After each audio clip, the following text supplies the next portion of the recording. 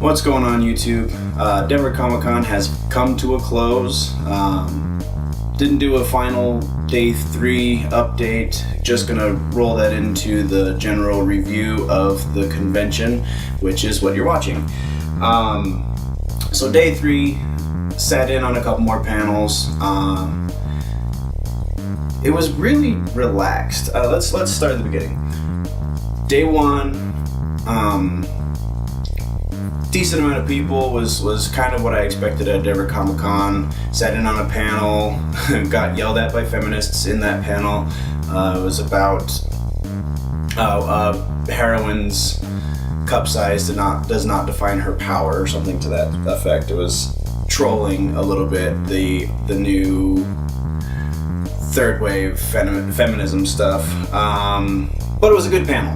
Don't get me wrong, the panelists were great. They presented information in a new and original way, in that they introduced the idea of agency into the argument. I don't know that they're the first ones to make this argument or this introduction of that idea, but they're the first that I've heard, and that is probably a better way to make the argument of women in comic books, generally in nerd culture. So it was a good panel. The panelists talked to the panelists after they got done, and they appreciated my input. They appreciated Chance's input, my co-host for Eclectica Cafe. It was a good panel. It was the only panel I sat in on day 1, and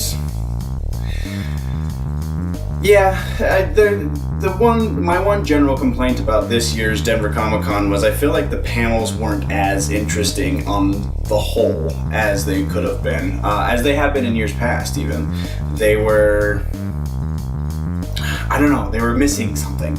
Yeah, if I could put my finger on what, I'd tell you, but I just can't place exactly what it is. Day 2. I got a couple interviews done, which those will be posted in the following weeks, which were really a whole lot of fun. They were just with authors. I tried to sit down with an artist, but she moved booths and then I couldn't find her. So unfortunately, maybe perhaps I'll catch her in Salt Lake. She is associated with J.P. Roth, who was one of the authors that I interviewed, I believe.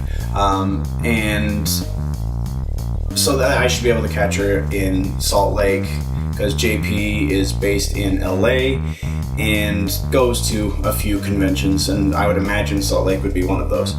But in any case, day 2 was packed. To say it was difficult to move for a while would be an understatement. It took quite a long time to get from one side of the exhibit hall to the other side of the exhibit hall, which is a good thing when it comes to, nerd culture becoming more prevalent. Nerd culture becoming more accepted is a good sign. It was almost Salt Lake City Comic-Con level of immovability. However, it was only about an hour at Denver on day 2, and in Salt Lake it was a good 3 hours solid, where you were walking through the convention hall like this because there was no room. So yeah, day 2 was great. Day 2 got a lot of cosplay pictures. I sat in again on another panel, which was really interesting. Again, this one, I wish it was more stuff like this. It was religion and how to deal with religion in a fictional universe. I also sat in on the historical references of the Game of Thrones, which was a very interesting panel. I hope Denver Comic Con posts these, because I was unable to get them recorded for Generally Nerdy, which is very unfortunate. And yeah, got a whole bunch of great cosplay videos and images, which will be posted. Actually, you're probably seeing a couple of them behind me, but they will be posted as a proper video here in the next few days. And then day 3, I really only sat in on Jeffery Dean Morgan. I also sat in on a panel on getting funding for your media outlet, which was informational, but I wish I would have paid a little bit more attention. I was kind of focusing a little bit more on what other panels were there during some of the key points, and that's my bad. But it was really informative, and I hope to have a link to the presenters for all of those panels in the description below.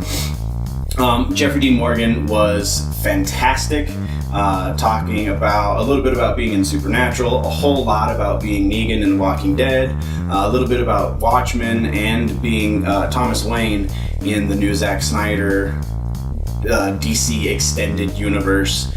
And he said he would be willing to be Thomas Wayne if they ever did a Flashpoint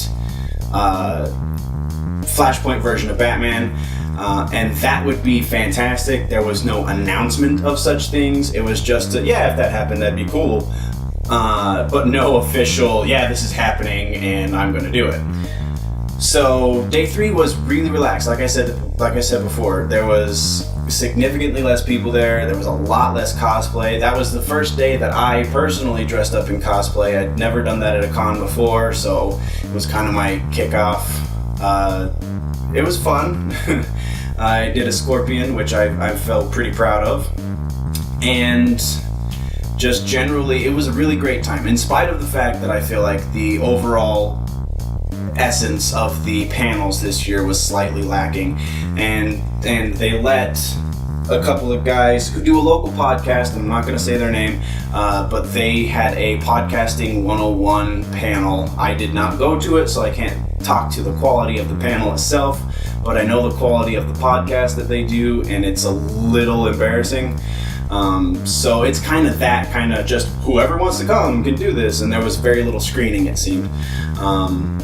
But in general, it was a great con. There was some really awesome panelists. There was the few good panels they had were really good.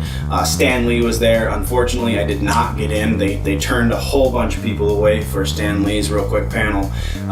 My friend Megan made it in and said it was awesome, said that he is a spry 95-year-old and just wouldn't stop talking when his time was up. Looking forward to next year, looking forward to Salt Lake in just a few months, but also very much looking forward to next year's Denver Comic Con. Potentially we'll be submitting some ideas for panels myself, for General Nerdy and possibly Eclectica Cafe, and it's just going to be, I feel like next year will be a little bit more densely packed. It'll be a little more of Saturday on Friday, and then hopefully Sunday will kick up too. But probably my favorite year for Denver Comic Con so far, just in general, and again, looking forward to next year. So stay tuned. We will have those cosplay videos posted. I will have those interviews posted, and we'll get some proper reviews for movies going on up here. I did just go see Conjuring 2, which kind of sat in the back of my head for entirely too long, so that's generally a good thing for a horror movie, and I'm doing some music stuff as well. So stay tuned, and remember, if it's generally nerdy, it's probably here.